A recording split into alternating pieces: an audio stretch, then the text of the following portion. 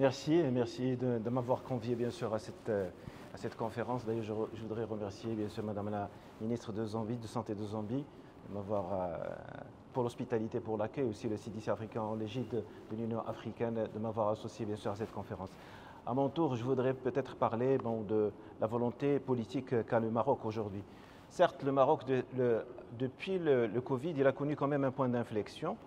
On a bien rapidement compris qu'il est temps aujourd'hui de parler de résilience et de souveraineté sanitaire au pays. La volonté royale était très forte. Elle était très forte de telle sorte à ce que, premièrement, il a parlé de 2 points.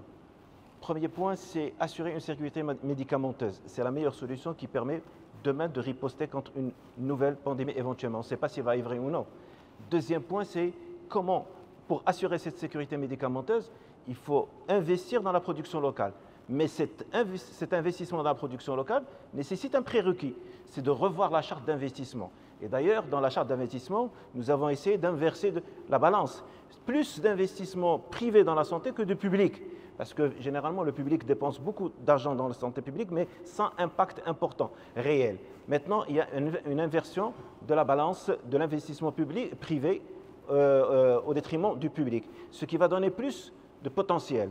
Et en même temps, ça va créer encore plus de production. Au Maroc, je peux vous dire, l'exemple du Maroc, on a une production de 70% des besoins de médicaments aujourd'hui sont assurés.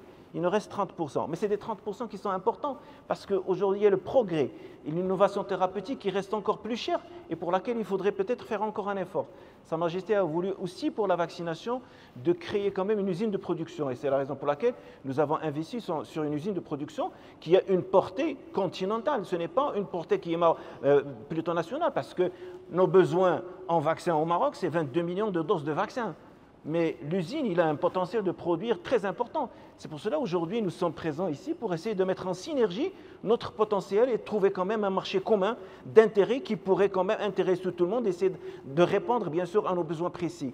Mais ça nécessite aussi une synergie entre les différents politiques d'abord et aussi un travail de groupe technique pour essayer de reconnaître d'abord nos productions parce que si nous avons une agence de régulation des médicaments qui permet de reconnaître nos médicaments déjà à l'échelle continentale, on peut se partager bien sûr ce que nous produisons et le marché africain aujourd'hui c'est un marché qui est très porteur. C'est demain le marché le plus important, 1,4 milliard d'habitants qui auront profité bien sûr de cette production. Et n'oublions pas encore qu'il y a le progrès et la médecine est en train de changer. Elle se personnalise, il y a des biotechnologies, il faut créer l'écosystème. Il ne suffit pas de produire le médicament, mais il faut créer tout un écosystème et qui débouche sur d'autres industries. C'est pour cela aujourd'hui nous avons besoin et nous sommes obligés de travailler la main dans la main, essayer bien sûr de briser ces barrières pour lesquelles nous sommes là aujourd'hui. Merci. Thank you so much.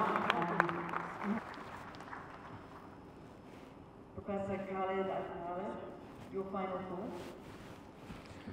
Merci, Madame la Présidente. Moi, je voudrais dire 2 mots. Premièrement, il faut réduire les dépenses en santé en Afrique. Comment réduire les dépenses en santé en Afrique? C'est à travers la réduction des risques. On dépense beaucoup d'argent alors qu'on n'arrive pas encore à faire une réduction des risques. Et deuxièmement, il faut se projeter dans le futur. C'est avec la recherche et développement que nous pouvons prendre le raccourci. Parce qu'il n'est pas normal aujourd'hui que 2% seulement du budget qui est dédié à la recherche au niveau de l'Afrique. Ce n'est pas normal non plus que pour des essais vaccinaux, nous avons 3000 essais vaccinaux dans le monde, seulement 110 qui se passent en Afrique, alors que j'ai entendu chez Dr Jean Kaseya qui dit qu'il y a 2 épidémies par semaine en Afrique. La recherche et développement, c'est elle qui permettra, avec le potentiel humain et le capital humain de l'Afrique, de promouvoir et de se positionner, essayer de redessiner l'architecture de la santé en Afrique. Merci.